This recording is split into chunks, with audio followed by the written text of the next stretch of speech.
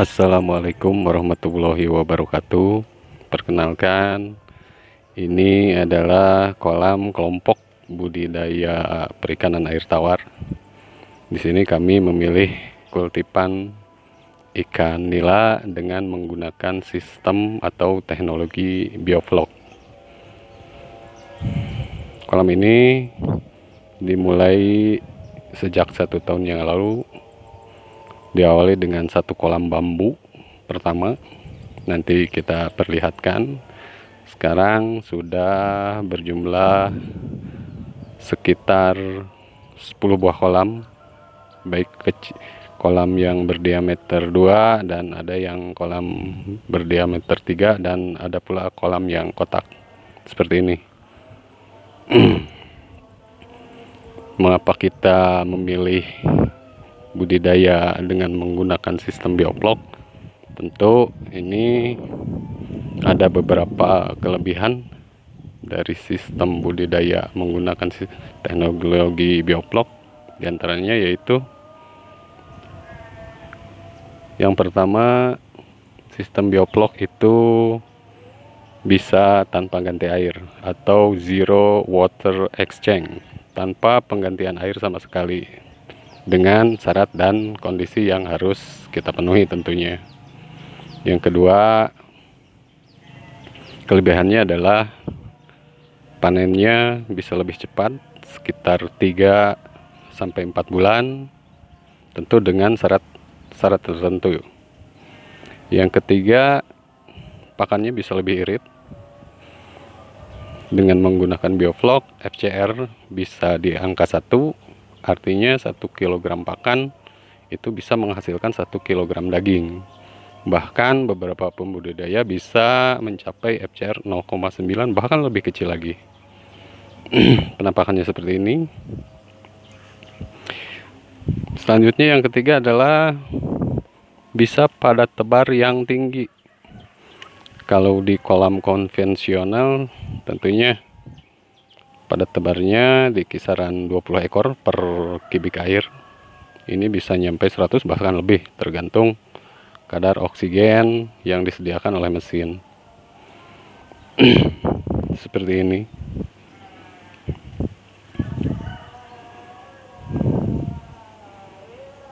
Selanjutnya kelebihannya adalah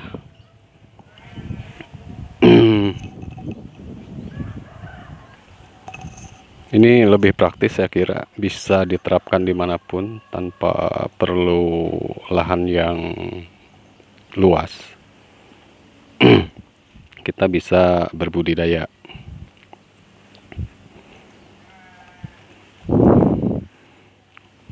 Tentu ini kolam ini masih terdapat banyak kekurangan, saya kira, dan ini masih terus diperbaiki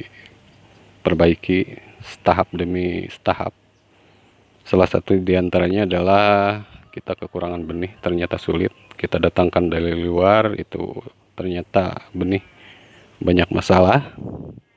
Ya, seperti ini masih kosong. Yang ini masih berjalan. Ini sekitar di 2 bulan lebih. Ini airnya sudah seperti ini. Sudah nampak agak kecoklatan.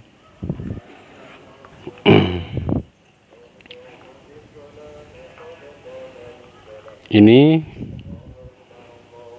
kolam pemijahan ini, dikarenakan kita sulit mendapatkan benih, ya kita coba kita membibitkan sendiri dengan membuat kolam ini. Ini itu untuk pendederannya. Yang ini, nah ini kolam ini kita coba pertama dibuat dari bambu. Penampakannya seperti ini. Ternyata ada beberapa kelemahan dari kolam yang menggunakan bambu ini. Ya, cepat rusak. Dari sisi biaya sih ya memang lebih murah, tapi saya sarankan ya kalau ada biayanya mending menggunakan yang dari besi wire mesh seperti ini.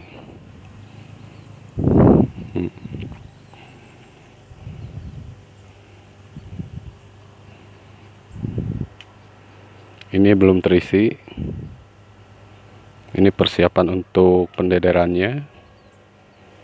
Ini untuk kolam pembesarannya. Baru terisi 1 kolam, 2, 3. Yang itu. Ini masih nganggur karena bibitnya belum siap, saya kira.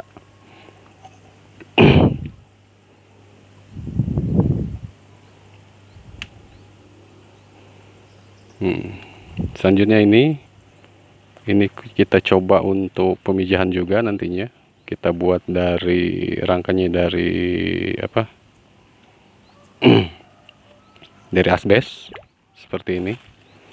Kedalamannya sekitar 50 cm.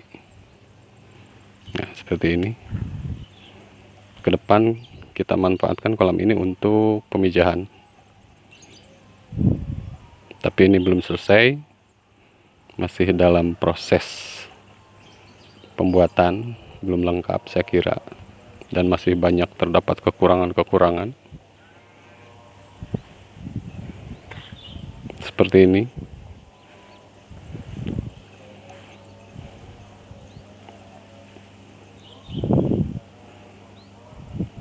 Ya, saya kira cukup ya. Untuk perkenalan, saya kira cukup.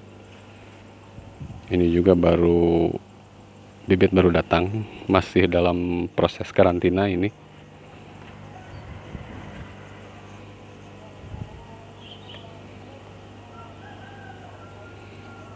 Seperti ini. Ini masih dalam tahap perbaikan karena ini ada kebocoran. Ini kita bongkar, kita perbaiki. Sistem perpipaannya seperti ini.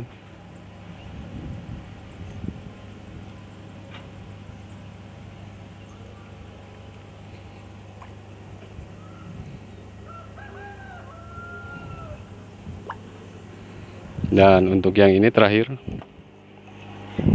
ini sudah memakai sistem bioplock juga yang ini. Ini pembesaran.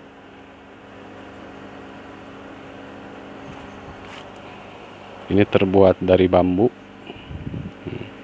Namun saya kira kekuatannya cukup hanya untuk 1 tahun lah. Ini kolam pertama sebetulnya. Coba-coba kita buat dari bambu dahulu.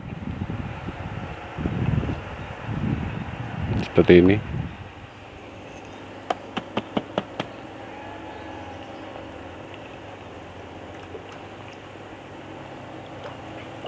Ini sudah ada ikannya.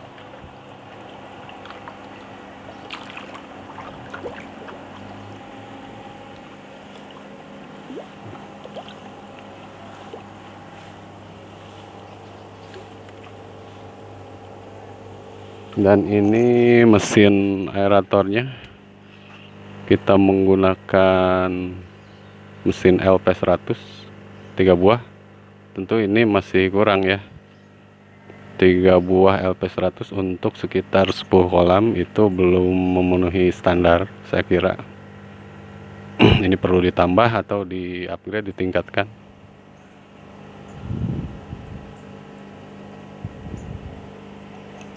Ya, saya rasa dicukupkan sekian.